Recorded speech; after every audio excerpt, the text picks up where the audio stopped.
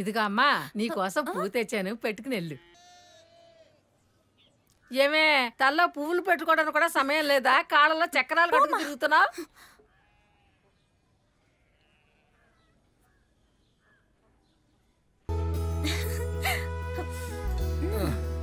రే ice రా, ice కొనండి రా, ఇవాళ కొనరా? అదే కదా ఐస్ ఉన్నప్పుడు అడగరుగా. అమ్మమ్మ ఐస్ తింటావా? వద్దే అమ్మమ్మ ఐస్ తినే తీరాలి. వద్దే.